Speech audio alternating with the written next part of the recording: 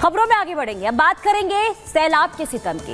इन दिनों पूरे देश भर में बारिश और बाढ़ की वजह से हाहाकार मचा हुआ है। मैदानी इलाके जहां पानी से पूरी तरीके से लबालब हैं, तो वहीं पहाड़ी क्षेत्रों से हर दिन पहाड़ दरकने की खबर सामने आ रही है। गुजरात से लेकर बिहार, बिहार से लेकर झारखंड, उत्तराखंड, हिमाचल प्रदेश, हर जगह से ऐसी तस्वीरें सामने आ रही है जो लोगों को डरा रही है। और लोग इस कदर डरे हुए हैं कि पूछ रहे हैं कि आखिर बाढ़ और बारिश से कब तक राहत मिलेगी।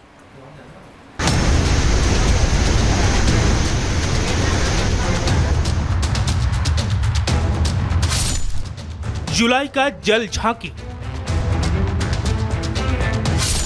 अभी अगस्त का प्रलय बाकी। मनमानी पर उतरा मानसून, बाढ़ और बारिश से देश में हाहाकार मचा हुआ है। पहाड़ से लेकर मैदान तक तबाही का मंजर देखा जा रहा है। नदियां उफान पर हैं, सड़कें सैलाब बन चुकी हैं। लोगों के घरों में बारिश का पानी घर करता नजर आ रहा है। लोग अपने घरों में कैद होने को मजबूर हो चुके हैं। ये तस्वीरें गोरखपुर के राप्ती नदी की है, जो खतरे के निशान से ऊपर बहती हुई नजर आ रही है। गोरखपुर के आसपास के गांव में बाढ़ का कहर देखा जा रहा है। हालांकि प्रशासन हर परिस्थिति से निपटने का दावा कर रहा है। आपदा प्रबंधन प्राधिकरण और राजस्व विभाग की टीम के द्वारा सभी प्रभावित परिवारों को सूखा राशन किट का वितरण किया गया है। अभी तक हमारे द्वारा लगभग 12,000 किट का वितरण किया जा चुका है और कुछ गांव हमारे अभी और भी हैं जिनको हम राशन किट का वितरण करेंगे अगले 1 से 2 दिन में। सिर्फ उत्तर प्रदेश ही नहीं, गुजरात में भी बारिश ने कहर बरपाया है। गुजरात में बारिश ने अपने सालों का रिकॉर्ड तोड़ दिया। गुजरात के पोरबंदर में बारिश से हाल बेहाल है। केंद्रीय मंत्री मनसुख मंडाविया ने पोरबंदर में बाढ़ प्रभावित इलाकों का दौरा किया और साफ कहा कि पोरबंदर में बारिश से हालात ऐसे हैं कि सड़क तोड़कर पानी निकाला गया। हालांकि भविष्य में आने वाली चुनौतियों से निपटने की कोशिश जारी है। समुद्र का पानी भी जब टाइड होती है तब ये एरिया में आ जाता है, तो उसके बीच में कैसे बैलेंस करा जाए, उसके लिए यहाँ एडमिनिस्ट्रेशन साथ में है, उसको डायरेक्शन दिया है ताकि भविष्य में ऐसा पानी भी ना भरे और समुद्र का पानी भी अंदर ना घुसे।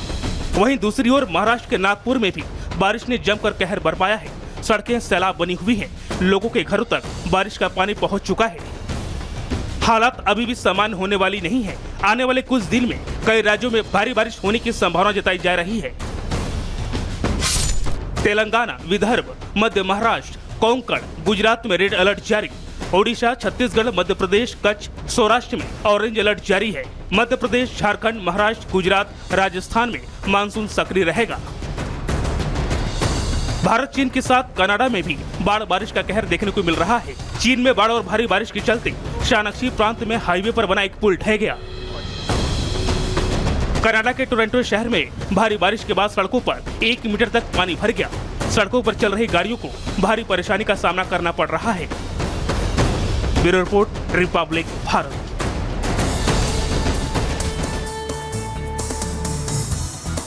चलिए खबरों में आगे बढ़ते हैं और बात कर लेते हैं बढ़ते आतंकवाद पर लगाम लगाने के लिए किस तरीके से अब कदम उठाए जा रहे हैं। देखिए, जम्मू में लगातार आतंकवादी जो गतिविधियां हैं वो लगातार बढ़ती जा रही है। इसी को लेकर एलजी मनोज सिन्हा ने कल आर्मी चीफ के साथ बैठक की और साथ ही साथ जम्मू के डीजी के साथ और बाकी सुरक्षा एजेंसियों के साथ भी बैठक हुई है, जिसमें कई अहम जरूरी बातचीत हुई है। देखिए, आतंक का सफाया होगा और इसको लेकर लगातार अब एक्शन मोड में सुरक्षा एजेंसियां नजर आ रही है। एलजी मनोज सिन्हा की तरफ से भी एक बड़ी मीटिंग की गई है। आपको दिखाते हैं रिपोर्ट।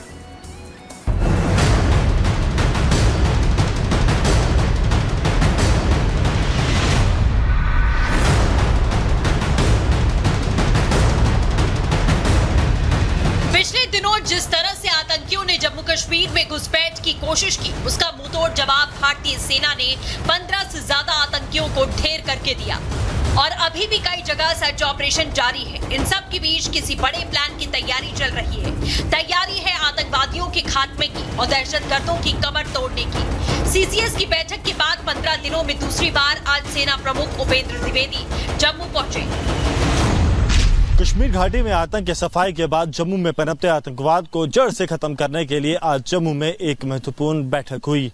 ये बैठक 3 भागों में हुई। सबसे पहले भारतीय सेना के प्रमुख जनरल उपेंद्र द्विवेदी दोपहर तकरीबन 2:15 बजे जम्मू पहुंचे, जिसके बाद वो भारतीय सेना के अफसरों के साथ जम्मू कश्मीर पुलिस के जम्मू स्थित मुख्यालय में पहुंचे और जम्मू कश्मीर के डीजीपी RR स्वाइन के साथ IB चीफ तपन डेका, रॉ चीफ रवि सिन्हा और उसके साथ साथ CRPF के DG अनीश दयाल सिंह, BSF के DG नितिन अग्रवाल के साथ उन्होंने मुलाकात की।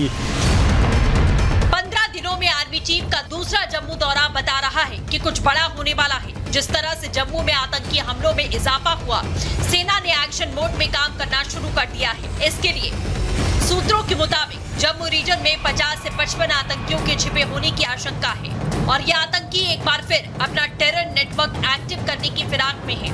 इन्हीं इनपुट के आधार पर 500 पैरा स्पेशल फोर्सेस कमांडो ने मोर्चा संभाल लिया है। आतंकियों को मुंहतोड़ जवाब देने के लिए सेना पहले ही 3500 और 4000 सैनिकों को उतार चुकी है। इसके अलावा जम्मू में सेना के पास पहले से ही काउंटर टेररिस्ट इंफ्रास्ट्रक्चर है, जिससे रोमियो और डेल्टा फोर्सेस के साथ साथ राष्ट्रीय राइफल्स की 2 फोर्सेस शामिल हैं। जब आर्मी चीफ 3 हफ्ते में दूसरी बार जम्मू पहुंचे, इससे पहले CDS भी यहां जम्मू पहुंचे थे। लगातार दौरों पे दौरे हो रहे हैं और इसके साथ साथ एक नई रणनीति बनाई जा रही है।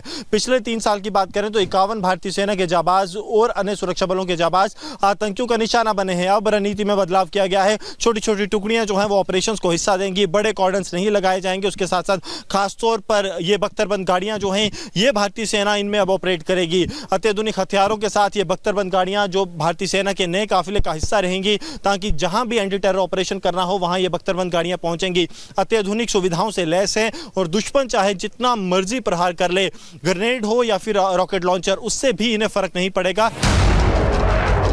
आर्मी का पद संभालने के साथ ही उपेंद्र द्विवेदी ने 4 जुलाई को पहला जम्मू दौरा किया था। इसके बाद एक बार फिर वो जम्मू दौरे पर है और ये दौरा ऐसे वक्त पर हो रहा है जब पिछले कुछ ही दिनों में आतंकियों ने नापाक मंसूबों को अंजाम दिया है।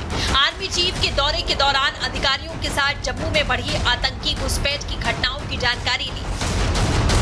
अब वो डिफेंसिव एक्शन भी ले जाएंगे, ऑफेंसिव एक्शन भी ले जाएंगे। एक मिलिटेंट जो पार से आया ना, सब खत्म कर दिया जाएगा। एक भी नहीं बचेगा, एक भी नहीं बचेगा। मुझे पूरा यकीन है, हमारे ट्रूप्स तैयार हैं। खाली थोड़ा डिप्लॉयमेंट में फ़र्क लाना है, स्ट्रेटजी में फ़र्क लाना है। वो अब हो रहा है जो पहले होती थी ग्रिड सिस्टम डिप्लॉयमेंट है, उसके और बड़े फैसले किए जा रहे हैं। पिछले दिनों डोडा में आतंकवादियों ने घुसपैठ की कोशिश की और डेमोग्राफी का बड़ा फायदा भी आतंकियों को मिला।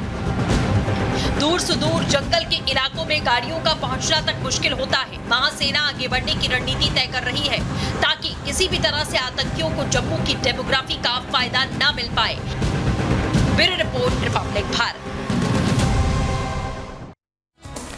और जम्मू कश्मीर में सेना का एक्शन लगातार जारी, इसको लेकर मीटिंग्स हो रही है और अब आतंकियों को ढूंढा जाएगा, चुन चुन कर इन आतंकियों से बदला लिया जाएगा। खबरों का सिलसिला लगातार जारी है और अब आप तक पहुंचाते हैं दुनिया सुपरफास्ट की बड़ी खबरें।